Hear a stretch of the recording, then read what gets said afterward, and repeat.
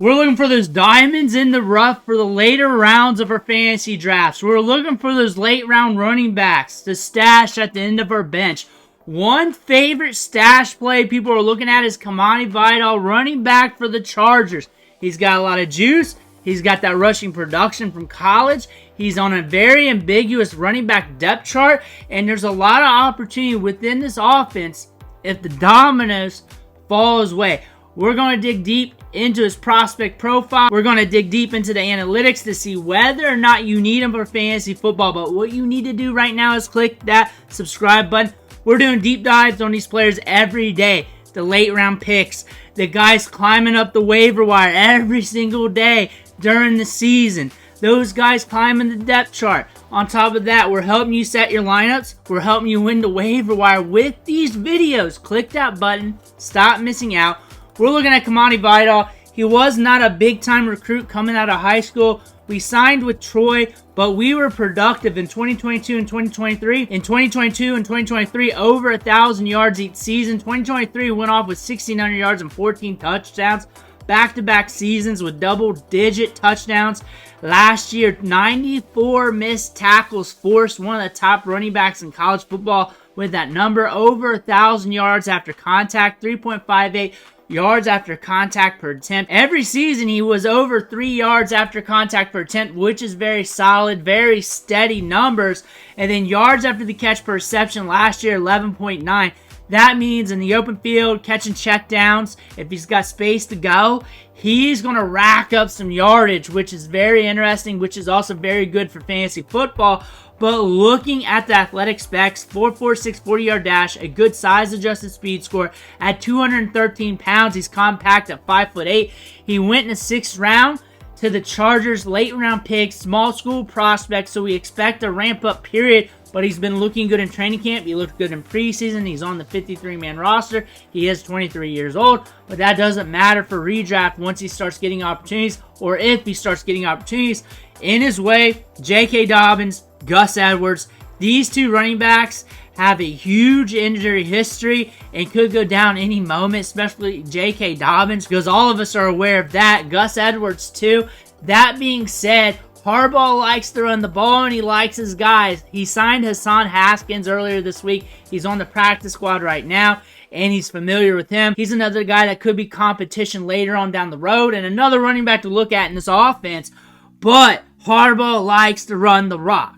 He likes to have multiple running backs. He had two good ones, by the way. Donovan Edwards, Blake Corum. Blake Corum's a stud. He's with the Rams right now. One of the top running backs in the 2024 NFL draft class. Of course, he was going to use him.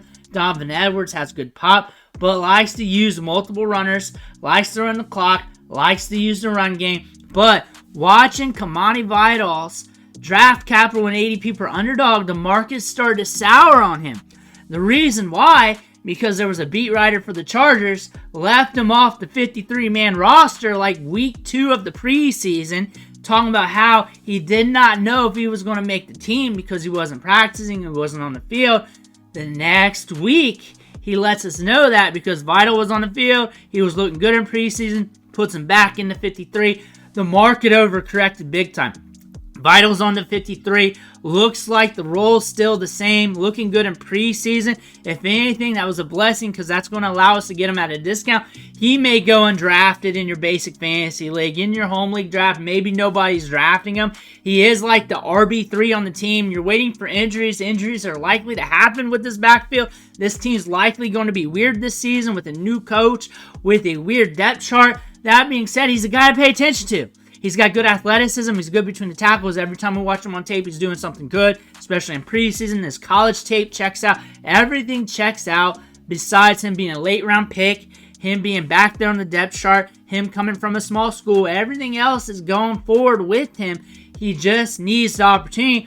But again, you look at this range of the draft, that's the story behind everybody. But the opportunity is likely there due to the injury history of those running backs, and he has the athletic upside to get it done. You're looking at the draft capital here in multi-site ADP, NFL.com, ESPN, Yahoo, all averaged together 18th round. He's going undrafted in a lot of leagues. Maybe last pick of your draft, you take a stab at him, and you realize he's a lottery ticket. If someone goes off on the waiver wire, you knowing he's the RB3 there, you're likely to drop him to pick that player up. He's not going to clog your roster. You're not going to play the if game because of that running back who's on waivers looking good or is the next man up on his team. You're going to make that move easy without thinking about it. That's something too, and he's got the upside to help you out. He could not be a roster clogger for you if he's behind 2 running backs.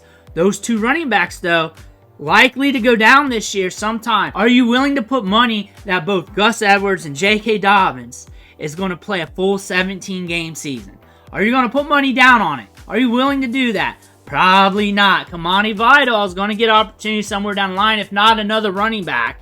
So look at it that way, and you look at his upside, and you're spending an 18th round draft pick. It's okay to do. You don't need him because there's other lottery tickets.